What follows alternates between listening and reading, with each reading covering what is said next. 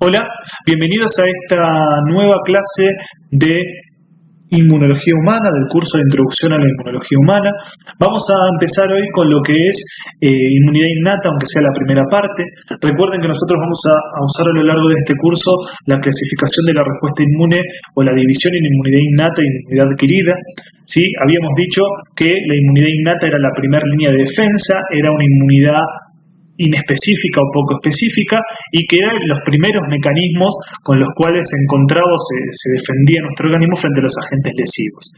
Además tenía la característica de ser congénita, es decir, que está con nosotros desde que nacemos. Pero en realidad, entonces, diciendo esto de la inmunidad innata, nosotros tenemos que saber que también la podemos dividir a ella en dos partes, ¿sí?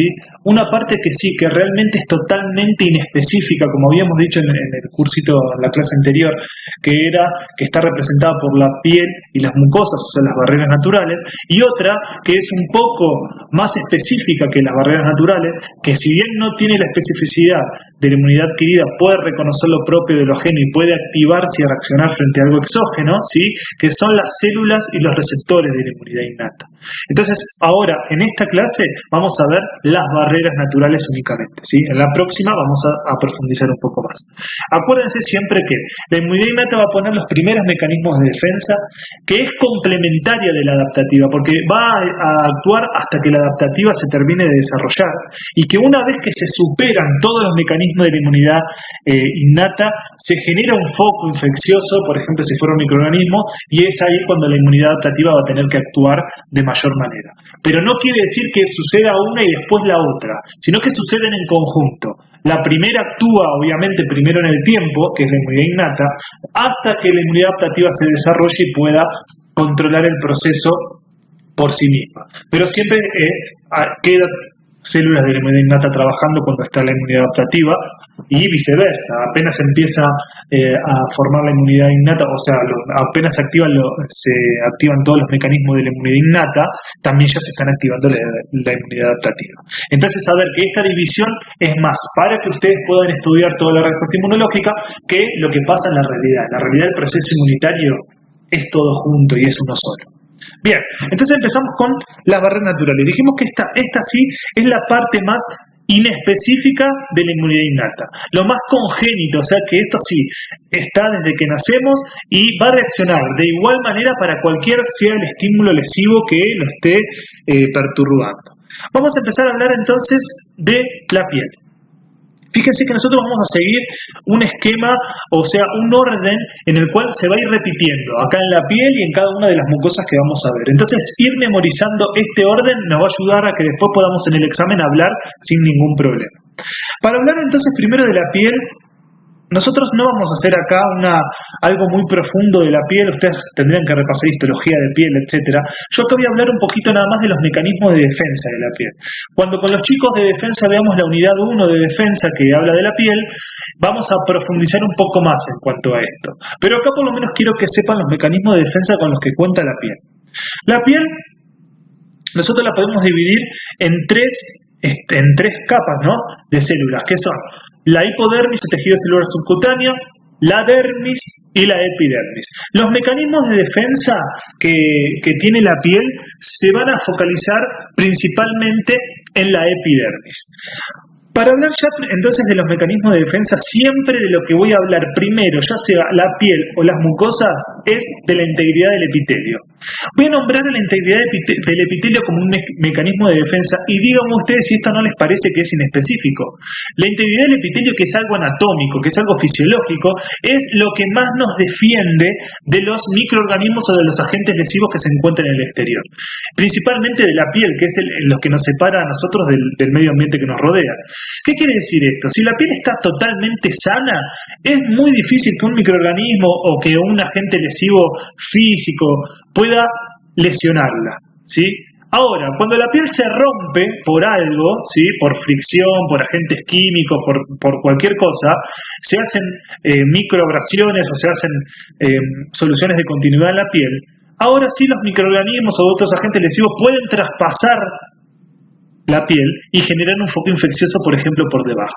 Entonces, la integridad del epitelio, chicos, es un escudo. Siempre es lo primero que tengo que nombrar. Si el epitelio está intacto, difícilmente algún microorganismo, por ejemplo, pueda lesionarlo. Ahora, cuando está lesionado, ahí sí, ustedes saben, por ejemplo, si yo tengo una herida o una solución de continuidad de la piel, es mucho más frecuente que eso se infecte que si yo tuviera la piel sana. ¿Por qué? Porque se vencieron las primeras líneas de defensa que tiene la piel. ¿Sí? En este caso, todos los mecanismos de defensa que los que cuenta la epidermis, si yo me lastimé y me corté, se superan y los microorganismos pueden pasar para más abajo y generar focos infecciosos, o los agentes químicos que quizás cuando yo tenía en contacto con la epidermis no pasaba nada, pero si tienen contacto con la dermis sí pueden lesionar, los agentes físicos, etcétera. Generalmente, entonces, la integridad del epitelio los mantiene alejados o inactivos, y cuando se rompe el epitelio, bueno, ahí se pueden generar bastantes problemas. Entonces siempre no se olviden de nombrar la integridad del epitelio. El segundo mecanismo de defensa con lo que cuenta la piel son el tipo de epitelio y su estructura. En este caso nosotros vamos a hablar de la epidermis, como les habíamos dicho, ¿sí? La epidermis, que es un epitelio pavimentoso estratificado. Acuérdense que este tipo de epitelios son ricos en queratina, que es una proteína que ahora vamos a ver, y son epitelios que son fundamentales para todo lo que tenga fricción. Entonces, en contacto con todo lo que puede generar fricción, se forman este tipo de epitelios pavimentosos estratificados. La epidermis, dijimos entonces que es un epitelio pavimentoso estratificado plano, en el cual se encuentra formado casi en su totalidad, más del 90% por unas células que se llaman queratinocitos, que ahora vamos a ver su función, y en menos de un 5% por otro tipo de células, entre las cuales las más importantes son las células de Langerhans. Este epitelio tiene un grosor de 0,1 a 1 milímetro y es realmente un escudo que nos protege de todo lo que pasa al exterior. Cuando este escudo se lesiona, generalmente los agentes lesivos que están en el exterior pueden pasar hacia la piel y generar daños aún mayores. Bien, entonces la epidermis tiene 5 estratos. Los queratinocitos forman la mayor parte de estos 5 estratos, por eso los voy a nombrar a ellos y después les voy a decir dónde están las células de Langerhans.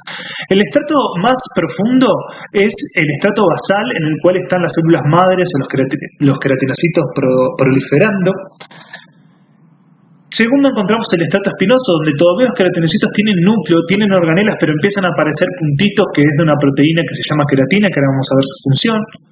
Tercero, se encuentra el estado granuloso, donde ya empieza a involucionar la célula y se empieza a llenar de queratina. Cuarto, el estrato lúcido, donde ya no hay núcleo, no hay organelas y se encuentran gránulos grandes de queratina y lípidos. Y quinto, el estrato córneo, donde se encuentran solamente laminillas de queratina. Ya la célula perdió el núcleo, perdió las organelas y forma muchas capas de células muertas llenas de queratina. Entonces, ¿cómo nos defienden los queratinocitos? Bueno, primero que nada por el proceso de queratinización y la queratina. El proceso de queratinización decimos que es un proceso que es por el cual la célula del queratinocito se va a llenar de queratina y va a terminar formando un estrato que es el estrato córneo, que son laminillas de queratina. La queratina es una proteína fibrosa que es rica en azufre, que es muy resistente y por eso se encuentra en las uñas, en el pelo y en la piel y forma en la piel este estrato que es el estrato córneo, que ahora lo vamos a ver. Entonces, el proceso de queratinización es un proceso que se da desde el estrato basal hacia el estrato córneo y por el cual la célula involuciona y se llena de queratina. En realidad involuciona anatómicamente, pero evoluciona funcionalmente, porque la función es producir estas láminas de queratina para protegernos de lo que está en el exterior. La formación del estrato córneo, gracias al proceso de queratinización, es fundamental, ya que el estrato córneo es el verdadero escudo de la epidermis, ¿sí? Como dijimos, este estrato córneo está formado por 5 o 6 capas de células muertas llenas de queratina, que además presentan la propiedad de la descamación, es decir, que se van descamando todo el tiempo y si algún germen se adhiere a ellas, es perdido gracias a esta descamación. Esta descamación es insensible y se va dando durante todo el día. Y entonces, gracias a eso, si algunos gérmenes se pueden adherir a este estrato córneo, son fácilmente eliminados por la descamación. Por último, los queratinocitos nos defienden activándose y secretando citocina, de dos maneras. Si alguna célula, por ejemplo, si algún agente lesivo puede atravesar el estrato córneo y llegar hasta acá, y lesionar a los queratinocitos, estos se activan y producen citocinas que producen inflamación. Esto es común para todas las células de nuestro organismo. Cada célula de nuestro organismo, si es lesionada por un agente lesivo, puede activarse y puede producir citocinas, ¿sí?, que favorezcan la inflamación. Pero además los queratinocitos tienen algunos receptores que les son propios, que son propios de la inmunidad innata, que después vamos a ver, que le permitan reconocer algunos agentes lesivos y activarse frente a ellos, y aunque no estén siendo lesionados, pueden producir citocinas que favorecen a la inflamación. Incluso pueden darse cuenta de que otra célula de alrededor, otro queratinocito, está siendo lesionado y activarse y llamar a todas las células de la inflamación. Entonces, otra forma de la que nos protegen los queratinocitos es esta, la activación y secreción de citocinas, cuando son lesionados y aún cuando no son lesionados. La segunda célula que habíamos nombrado en la defensa que nos propone la piel, y en este caso en la epidermis, son las células de Langerhans, ¿sí?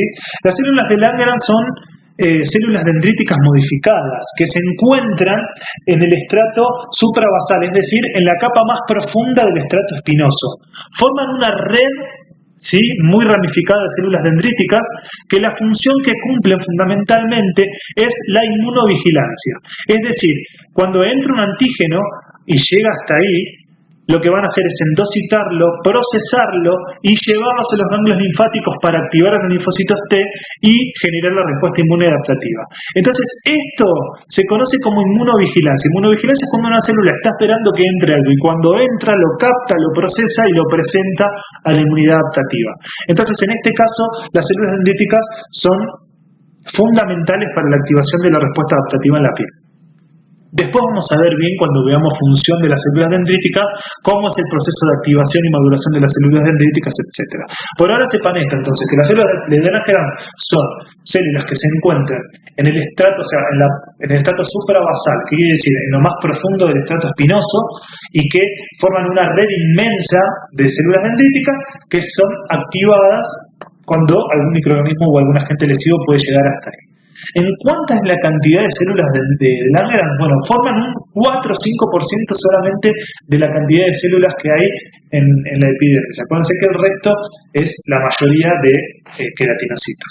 Obviamente también, como dijimos, estas células, además, al igual que los queratinocitos, pueden activarse por lesión o por reconocer a los microorganismos y secretar citocinas que sean proinflamatorias. Bien, entonces cuando hablo de tipo de epitelio o estructura, yo hablo de dos células, de queratinocitos y de células de Langerhans, y tengo que nombrar cómo nos defienden los queratinocitos y las células de Langerhans. Bien, otro mecanismo de defensa de la piel son la sequedad de la piel. Ustedes saben que los microorganismos generalmente crecen en ambientes más húmedos, axilas, ingle, las regiones interdigitales. Entonces, generalmente la piel manteniéndose seca favorece al no crecimiento de los microorganismos. Entonces quiero decir que la sequedad de la piel es un mecanismo bacteriostático por el cual no crecen determinados tipos de microorganismos. Fíjense lo en específico que es todo esto que estamos hablando. Esta es la parte más inespecífica y la inmunidad innata, obviamente. El pH de la piel es ligeramente ácido. ¿Por qué? Por los ácidos grasos que están todo el tiempo produciendo las glándulas sebáceas. Este pH ácido también sería bacteriostático para un montón de microorganismos. Perdón, microbiostático es la palabra. Bacteriostático solamente para las bacterias. La flora normal de la piel obviamente también favorece al no crecimiento de flora patógena. La sudoración también por arrastre, por el contenido del sudor, favorece al no crecimiento de un montón de microorganismos.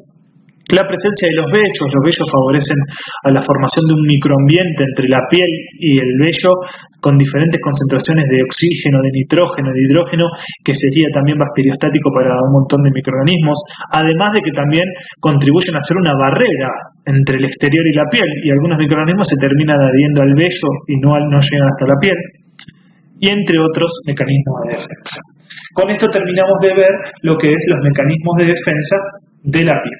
Bueno, y seguimos con las mucosas entonces. Fíjense que en esta diapo lo que les voy a mostrar son las generalidades de las mucosas, ¿sí? Y después vamos a entrar a ver bien las particularidades de las mismas. ¿Por qué les muestro esta diapositiva? Bueno, porque nosotros vamos a ver las mucosas gastrointestinal y la mucosa respiratoria, no vamos a ver la genitourinaria acá, ¿sí?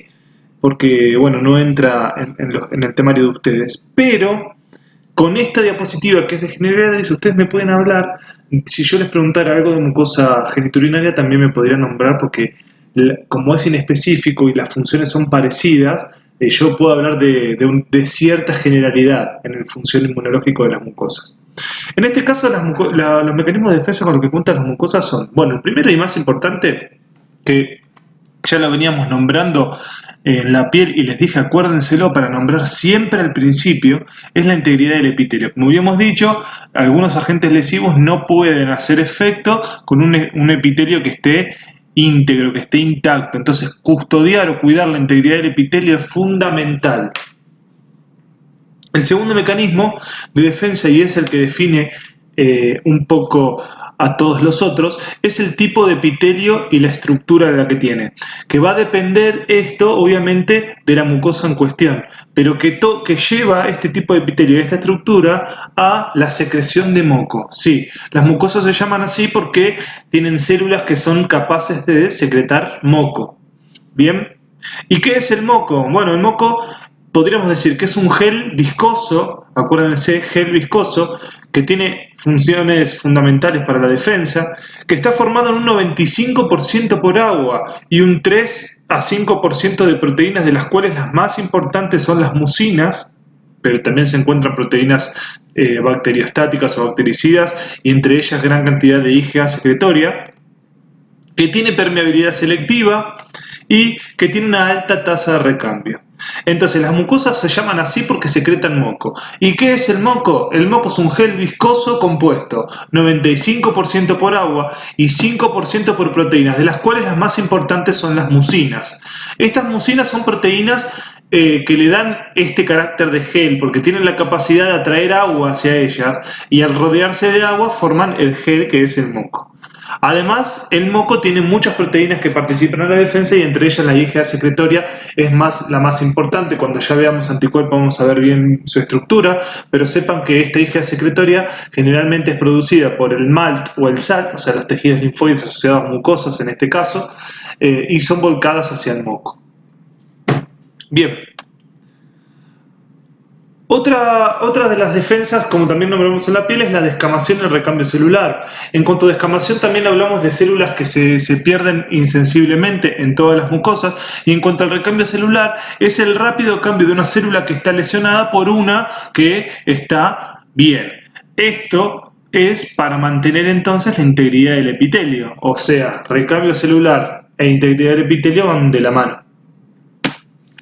Activación y secreción de citocinas por las células lesionadas es otro mecanismo de defensa que ya lo vimos. Cada célula que es lesionada puede producir citocinas y puede contarle a las demás que está siendo lesionada y entonces producir inflamación.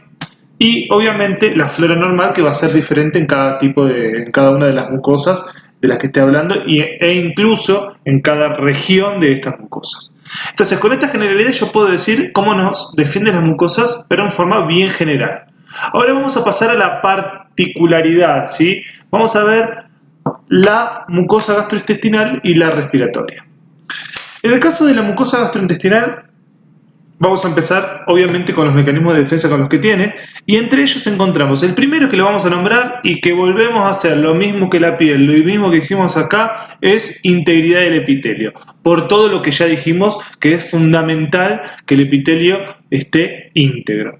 Segundo, el tipo de epitelio y su estructura. La mucosa gastrointestinal obviamente que es muy larga, muy grande, y no es lo mismo el epitelio y la estructura del epitelio que está en la boca que el que está en el recto, supónganse.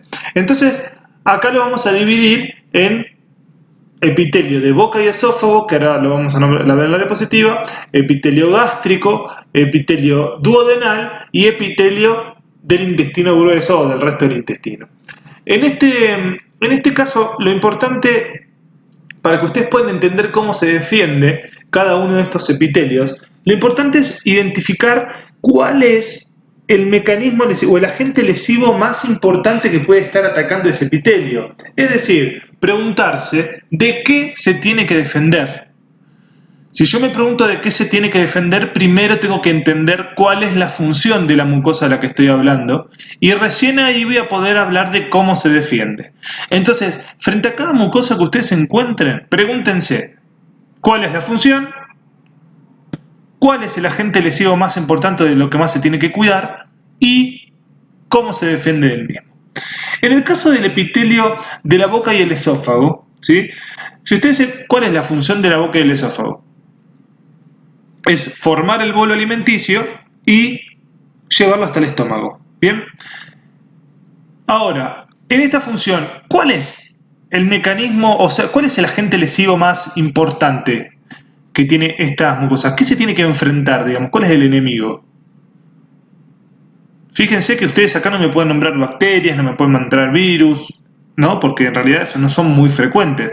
Lo que es frecuente son las lesiones que produce el alimento mismo. Y en este sentido es el alimento el responsable de las lesiones más importantes de la mucosa de la boca y del esófago. ¿En qué sentido? Bueno, la temperatura del alimento puede lesionar, claro que puede lesionar, ¿sí? La temperatura va de menos 0 a 100 grados centígrados, que yo puedo consumir alimentos, ¿no?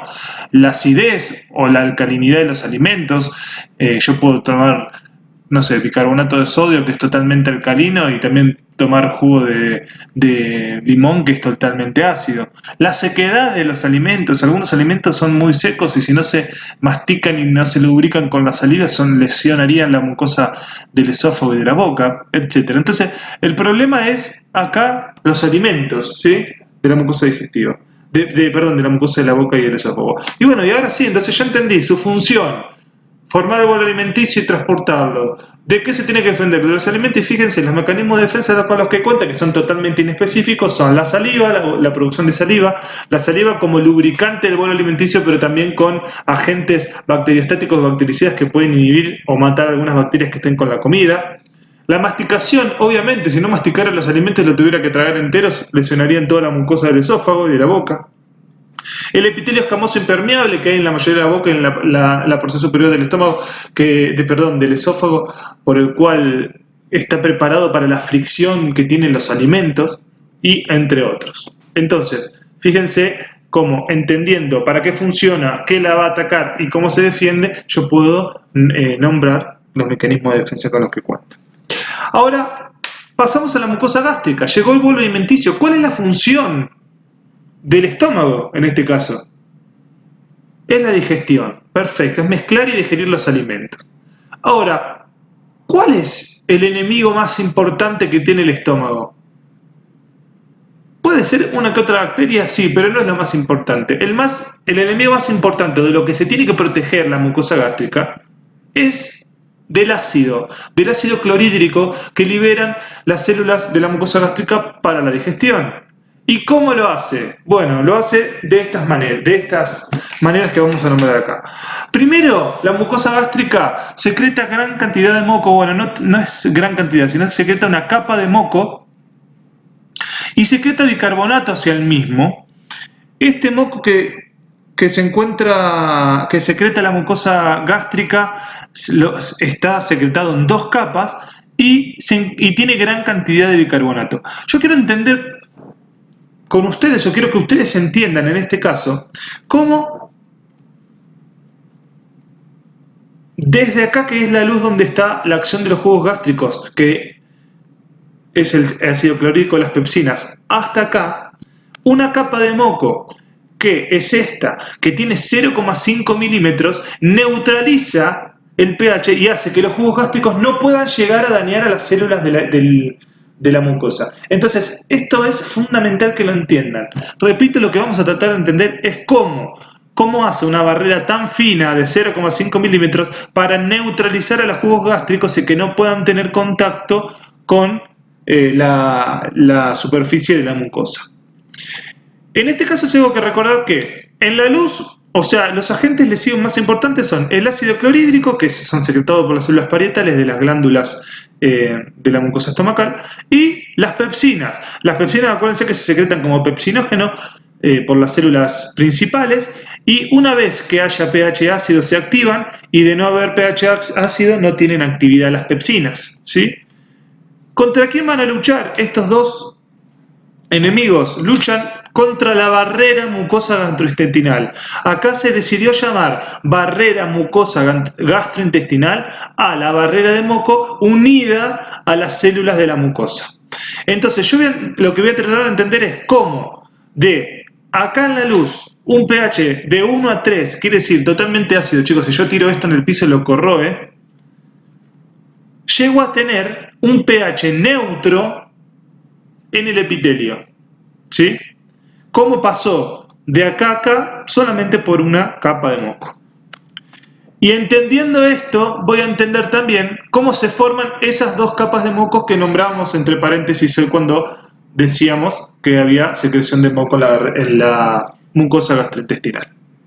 Entonces, supongamos que nosotros tenemos bicarbonato en el moco, ¿sí? Supongamos que todavía nunca el estómago secretó ácido, entonces hay una capa de moco que tiene 0,5 milímetros llena de bicarbonato, ¿sí? Acuérdense ustedes que el bicarbonato es un neutralizador del ácido, o sea, el ácido está representado por los protones que libera el ácido clorhídrico en este caso, y el bicarbonato es capaz de agarrar protones de hidrógeno y neutralizarlos. Lo que hace así es subir el pH.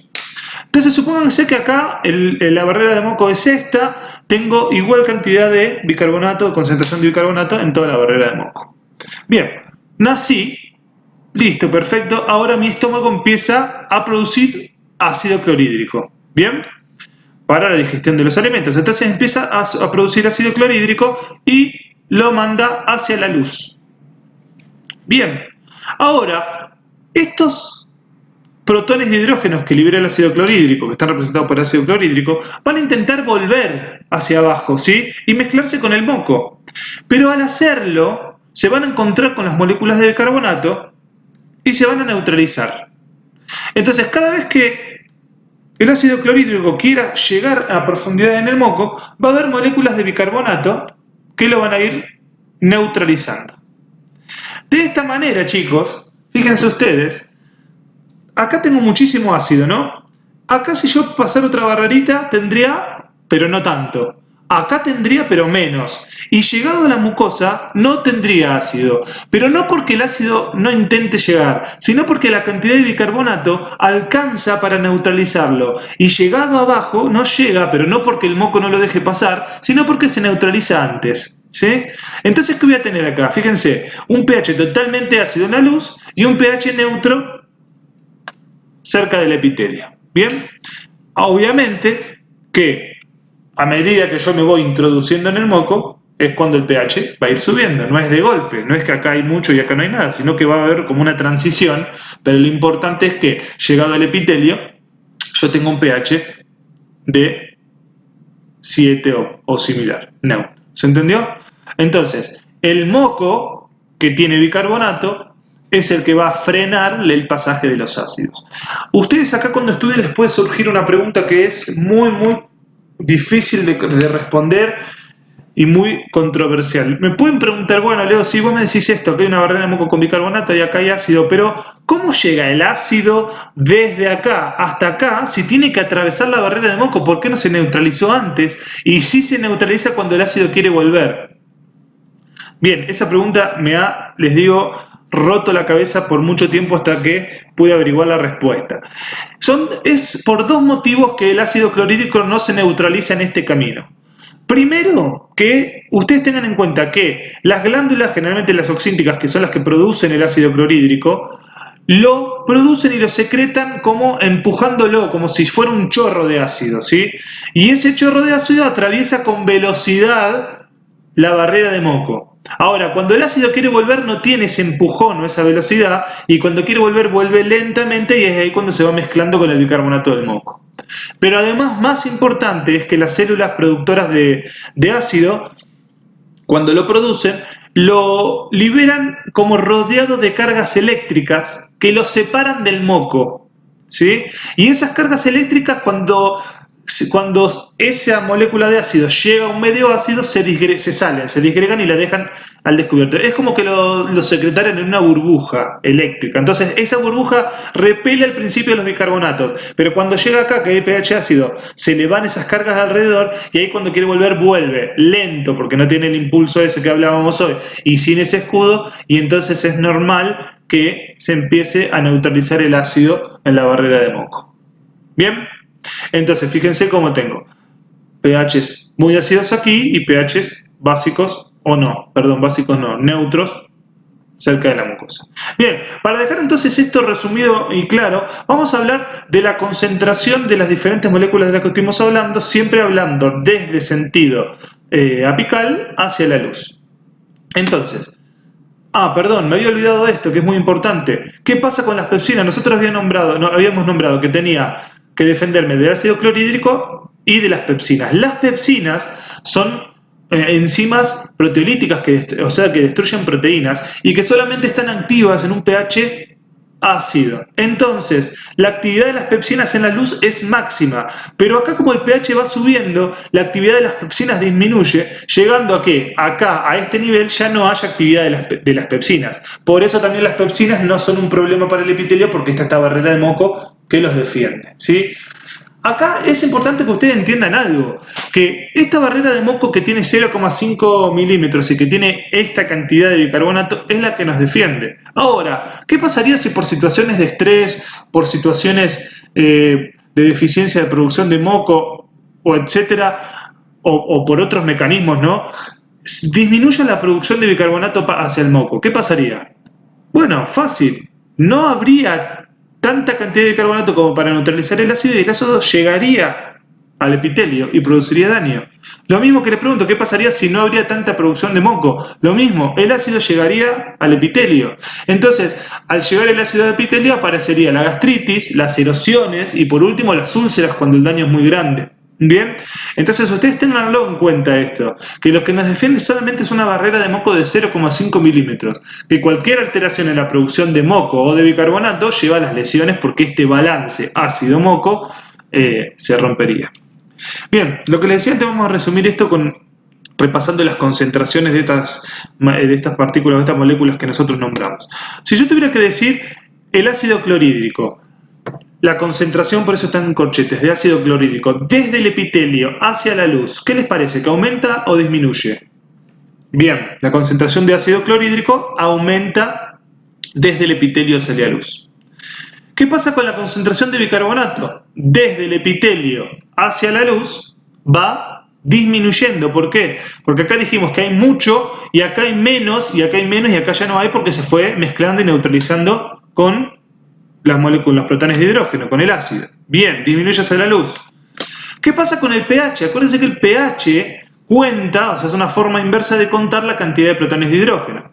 Entonces, acá el pH es neutro y acá es muy ácido. El pH desde el epitelio hacia la luz disminuye, ¿sí? Lo que aumenta del epitelio hacia la luz, que es hablar inverso del pH, que es hablar de la concentración de protones de hidrógeno, si ustedes quisieran, desde el epitelio hacia la luz, aumenta la concentración de protones de hidrógeno y por eso aumenta la acidez. Bien. Y en cuanto a la actividad de las pepsinas, lo que habíamos dicho, acá hay mucha actividad y acá hay nula actividad porque ya no hay ácido, entonces la actividad de las pepsinas aumenta, porque hablando en este sentido, aumenta desde epitelio hacia la luz. Bien, con esto les queda claro cómo el moco hace esto, ¿sí? Diferentes actividades de las pepsinas, diferentes concentraciones de ácido, de bicarbonato, obviamente en el moco, y por eso también variaciones en el pH. Bien, seguimos. Entonces nosotros habíamos hablado de que el moco se secreta en dos capas. Estas capas tienen el nombre de capa adherente firme y capa de adherencia ligera, o sea, capa de adherencia firme y capa de adherencia ligera. ¿Qué quiere decir esto? Bien, ¿ustedes qué piensan? ¿Que las células mucosas producen dos tipos de moco diferente y se pone uno arriba de otro? No, no pasa eso. El moco que producen las células mucosas es el mismo, es un solo moco. Pero ¿qué es lo que pasa? Ustedes imagínense esto. Acá está el moco, ¿no?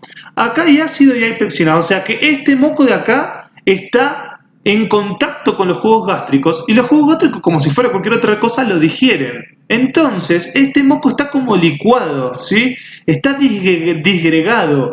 ¿Por qué? Porque se mezcla con el contenido ácido y tiene actividad en las pepsinas, entonces como que rompen las proteínas de mucina y el moco como que se mezcla con el contenido gástrico. Y por eso es una capa de adherencia ligera. Está como disgregado. Ahora, abajo hay una capa de moco más denso que tiene mucho más bicarbonato y que se llama capa de adherencia firme. ¿Pero qué es otro tipo de moco? No, es el mismo moco, nada más que hasta allá abajo, como no llegan los jugos gástricos, este moco está tal cual como se secreta. Entonces entender esto, que el moco se secreta de una sola manera. Nada más que por contacto con el jugo gástrico va a tener se van a formar dos capas. Una de adherencia ligera, que es una capa disgregada, y una de adherencia firme con una capa más impermeable. Entonces fíjense, capa de adherencia ligera está parcialmente disgregada, como le dijimos, o digerida por la acción de los jugos gástricos, es más permeable obviamente, se mezcla con el contenido de la luz gástrica, y en cuanto a la capa de adherencia firme, vamos a decir que es más densa y menos permeable, es resistente a la dilución, tiene mucho bicarbonato y lo más importante, constituye una capa que no se mezcla con el jugo gástrico. Obviamente que estas dos capas de moco se van a formar si el moco tiene 0,5 milímetros o más de grosor la capa. Si tiene menos no se van a formar estas dos capas y van a aparecer las lesiones porque todo el moco va a aparecer como una capa de adherencia ligera. Bien. Ese fue, entonces, la secreción de moco, el primer mecanismo de defensa con el que cuenta la mucosa gastrointestinal. El segundo mecanismo es la marea alcalina. En cuanto a la marea alcalina no encontré ningún gráfico bueno, entonces dibujé algo yo, que se los voy a mostrar ahora, y es esto. Y vamos a decir que es una defensa vascular. ¿Por qué? Porque solo es posible por la disposición de los capilares en la mucosa gástrica. ¿Qué quiere decir esto? En la mucosa gástrica, los capilares están formando una fina red de millones de capilares que rodean a cada una de las células de la mucosa. Gracias a esta forma o esta distribución de la red capilar es que es posible este mecanismo de defensa. ¿Y en qué consiste? Bueno, consiste que por cada mol de ácido clorhídrico que las células productoras de ácido la liberen hacia la luz, para producir ese ácido tienen que producir la misma cantidad de bicarbonato, pero en vez de liberarlo hacia la luz, lo liberan hacia la sangre, hacia el capilar sanguíneo. ¿Bien? Entonces, por cada mol de ácido que tira hacia la luz, tira un mol de bicarbonato hacia el capilar sanguíneo. Ahora, gracias a esta red capilar que conecta todas las células, este bicarbonato generalmente es captado por las células mucosas y junto al bicarbonato que ellas mismas producen, es liberado hacia el moco. Entonces, todo este mecanismo hace que, mientras más ácido se secreta hacia la luz, más bicarbonato se va a secretar hacia el moco, por esto, por este ciclo que hicimos acá. Y entonces se equilibra la balanza de ácido y bicarbonato. Bien, entonces la marea alcalina es una defensa vascular porque solo es posible, acuérdense, por esta red de capilares, porque si no fuera así, esta célula tiraría el bicarbonato a la sangre y el bicarbonato sería a la circulación. Pasa igual, gran parte del bicarbonato se va a la circulación, pero gracias a esta red capilar se permite que mucha parte de ese bicarbonato sea recaptado, ¿sí? Cuando nosotros comemos, ustedes vieron que les agarra sueño, a todos nos agarra un poco de sueño. Es por dos motivos. Primero, obviamente, porque va un poco menos cantidad de flujo sanguíneo al cerebro. Y segundo, por la gran cantidad de bicarbonato que se produce en la sangre. Y el bicarbonato es responsable un poco del sueño que nos da la marea alcalina. Entonces, la marea alcalina facilita. Que en los exámenes han bochado un montón de gente por esto. Y es muy fácil de entender. Es un mecanismo de defensa vascular en el cual las células parietales producen un mol de ácido clorhídrico, lo liberan a la luz, producen la misma cantidad de bicarbonato, lo liberan a la sangre, este bicarbonato es captado y liberado hacia el moco. Entonces es como que mientras más ácido se libera en luz, más bicarbonato se liberará al moco. ¿Vieron? Facilísimo, marea alcalina para los que tenían duda. Bien. Y Otro mecanismo de defensa que nombramos en la mucosa gástrica es obviamente el complejo dorsal del vago, las prostaglandinas, el péptido intestinal vasoactivo y el óxido nítrico, que en este caso, bueno, favorecen a la secreción de moco y bicarbonato, y estos también ayudan a la regeneración o al recambio celular. Acuérdense que esto es muy importante, que una célula cuando esté dañada se recambie rápidamente porque si no aparecen las lesiones. En cuanto a la mucosa duodenal, bueno, ¿cuál es la función de la mucosa duodenal? Volvemos a las preguntas. La función es absortiva, tiene que empezar a absorber y acá se absorbe la mayor cantidad de los nutrientes, ¿no? Bien. Ahora, como tiene esta función que es absorber, si tuviera una capa de moco tan gruesa como, bueno, gruesa a nivel de la mucosa, de 0,5 milímetros o más, como la que había en el estómago, quizás se dificultaría un poco esta absorción que tiene que haber en el duodeno, ¿sí? Pero amén de esto, ¿cuál es el principal problema al que se encuentra la mucosa, al que se enfrenta la mucosa duodenal? Sigue siendo el ácido clorhídrico. ¿Por qué? Porque el estómago, con una mucosa preparada para resistir el ácido, con una barrera de moco gruesa para resistir el ácido, agarra, lo mezcla el ácido con todos los alimentos que yo comí y los tira al duodeno con toda la acidez que él tenía. Y el duodeno que tiene que absorber no tiene una barrera de moco tan gruesa, tampoco produce tanto bicarbonato, y entonces, ¿qué pasa? ¿Cómo se defiende? Bueno, ahí vienen los mecanismos de defensa. Lo más importante que tengo que nombrar acá es que, obviamente que va a haber secreción de moco y bicarbonato hacia el moco, pero en mucha menor cantidad que el estómago, como habíamos dicho. No se van a formar las dos capas, nada, va a haber una barrita de moco que por lo menos algo va a hacer. Y lo más importante es que van a llegar los superhéroes, que son las secreciones pancreática y biliar, que tienen gran cantidad de carbonato y que van a neutralizar no solo lo que quiere tener contacto con la mucosa, sino que acá neutralizan el ácido de todo el quimo que se encontraba ahí. Entonces, desde acá en adelante, el ácido ya no va a ser un problema porque se neutralizó en el duodeno gracias a las secreciones pancreática y biliar. Bien. Y en cuanto a la mucosa del intestino grueso, la mucosa del intestino grueso, como ya les dije, el ácido se neutraliza en el duodeno, ya no tengo más problema con el ácido, pero acá la mucosa del intestino grueso se enfrenta a problemas más que tienen que ver con microorganismos, la flora normal, la gran cantidad de microorganismos que hay en esta etapa distal de nuestro aparato gastrointestinal. Entonces, la defensa que tiene que tener es preparada para defenderse de microorganismos. Si yo pudiera decir algo que para que ustedes puedan entender, el moco que tiene la mucosa gástrica o que tiene la mucosa duodenal es un moco que me permite una defensa de tipo química, es un moco químico. Y ahora la mucosa del intestino grueso necesita un moco que tenga más productos inmunológicos, o sea, que sea un moco inmunológico, con más inmunoglobulinas, con más agentes bactericidas y bacteriostáticos, etc. Entonces acuérdense de eso, que acá tengo un moco rico en bicarbonato que me va a ayudar químicamente a neutralizar el ácido, y acá, fíjense los mecanismos de defensa, aumento de la producción de moco, pero ahora con gran cantidad de IgA secretoria porque necesito un moco inmunológico, producción de péptidos antimicrobianos por las células de la mucosa que también favorecen a la formación de un moco inmunológico. Y el tercero, que es cuando el intestino se ve dañado, aumenta su movilidad y deja de absorber agua, produciendo diarrea, ¿sí? La diarrea también es un mecanismo de defensa con la que cuenta la mucosa del intestino grueso. Bien, fíjense el tipo de epitelio y estructura, como hablamos de cada parte de la mucosa gastrointestinal y cómo se defienden cada una. ¿Sí? Lo más importante acá es lo del ácido, lo que te pueden preguntar, lo del ácido, cómo se neutraliza, así que si se les quedó alguna duda de eso, me lo preguntan después a mi mail. Bien. Seguimos entonces como en generalidades de las mucosas. ¿Qué seguía? Después de tipo de epitelio y su estructura, obviamente secreción de moco, la cual ya nombramos todo en cada una de las partes de la mucosa. Después, descamación y recambio celular, que ya nombramos algo, yo les nombré cuando hablamos de péptido intestinal absortivo, ácido nítrico, son sustancias que favorecen al recambio celular. ¿Por qué? Porque acá es probable que las células terminen siendo dañadas en algunas partes por el ácido clorhídrico, pero lo más importante es que cuando esas células estén dañadas, inicien su apoptosis y puedan ser cambiadas rápidamente por una célula nueva. Cuando el balance entre células nuevas y células que se lesionan no se equilibra, aparecen las lesiones como las gastritis, erosiones, úlceras, etc. Activación y secreción de citocinas, obviamente, ya lo habíamos dicho, cada célula que está siendo dañada puede producir citocinas y producir inflamación, ya lo habíamos dicho. Y obviamente la flora normal, que en el caso de la mucosa del intestino grueso tiene muchísima importancia para prevenir de infecciones por flora patógena.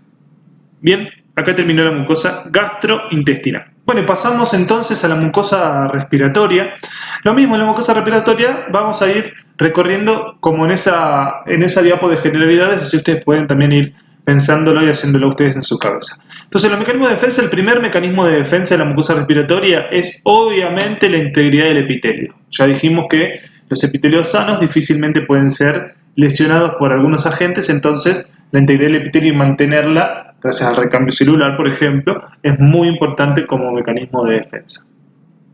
Segundo, el tipo de epitelio y su estructura. Acá también obviamente depende de la región de la mucosa respiratoria de la que estemos hablando.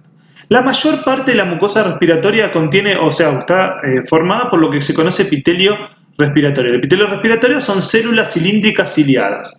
¿Dónde están estas células cilíndricas ciliadas? Están en las fosas nasales, en los senos paranasales, en oído, laringe, tráquea, bronquios, bronquiolos y llegan hasta los bronquiolos terminales. ¿Sí? Luego de los bronquiolos terminales no hay epitelio respiratorio, entonces no van a estar en juego estos mecanismos que voy a nombrar acá en epitelio respiratorio.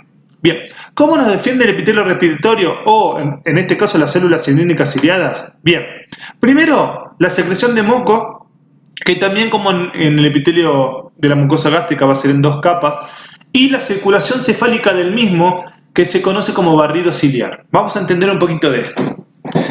Acá tenemos, por ejemplo, un esquemita de la mucosa respiratoria. Acá tengo células cilíndricas ciliadas, células respiratorias, y células mucosas o caliciformes, que son las que secretan el moco. Y acá justamente veo el moco que está en dos capas que las puedo ver diferentes. Bien, entonces, fíjense, las células cilíndricas ciliadas con sus microcilias, células mucosas y una barrera de moco.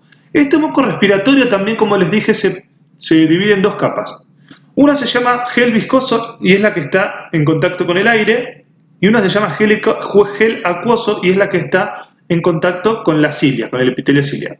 Ahora, lo mismo que hoy, ¿las células mucosas producen dos tipos de moco que se separan en dos capas? No, la barrera de moco es una sola. Lo que pasa, chicos, es que acá esta barrera es un poquito más fina y más viscosa, y esta es un poquito más gruesa y más acuosa. ¿Por qué? ¿Por qué les parece a ustedes que pasa que el moco de acá es más fino y tiene menos agua? Bien, es que por acá pasa aire, chicos, aire. En todo la luz del aparato respiratorio pasa aire. El aire tiene la capacidad de sacarle agua al moco. Si ustedes vieron un moco afuera alguna vez que está seco, está seco, ¿no? Entonces, al secar la porción de moco que está en contacto con el aire, se forma una capa más viscosa sin agua, que es la capa que se conoce como gel viscoso, y una capa más acuosa, que tiene más agua y que no está en contacto con el aire, que se conoce como gel acuoso. Esto me sirve en varias maneras. Que se forme esta capa más viscosa acá hace que cualquier partícula que vaya con el aire se quede pegada más fácilmente. O sea que el moco que realmente sirve es el que tiene esta capa viscosa. Cuando están resfriados, la producción de moco aumenta más o menos a 200 mililitros, 300, puede llegar a medio litro de moco por día, ¿sí? Y ese moco no sirve generalmente para la defensa, para este tipo de defensa, porque no permite ni el barrido ciliar, porque es muy líquido, ni tampoco permite la adherencia de partículas al mismo. Entonces, este mecanismo de defensa, que es el único con el que cuenta la mucosa respiratoria, queda abolido cuando no se genera buena calidad en el moco ni el barrido ciliar. Bien. Bueno, y lo otro que había nombrado es el barrido ciliar. Estas cilias están inmersas en el gel acuoso y entonces, al ser un poquito más líquido, lo van empujando. Siempre en sentido cefálico. Las cilias se mueven y empujan al moco. Cuando el moco llega a la cavidad oral, lo vamos a tragar, a deglutir, o lo vamos a escupir o eliminar. ¿Bien? Entonces, cuando alguna infección o algún agente inhibe el barrido ciliar, también se potencian las infecciones, ¿sí? U otras lesiones. Por ejemplo, en los fumadores, chicos, lo que pasa es que que va a pasar, pasa que este epitelio que es cilíndrico ciliado, por fumar todo el tiempo, por la fricción que produce el humo, va a ser reemplazado, si va a haber una metaplasia, a un tejido pavimentoso. Se pierden las cilias.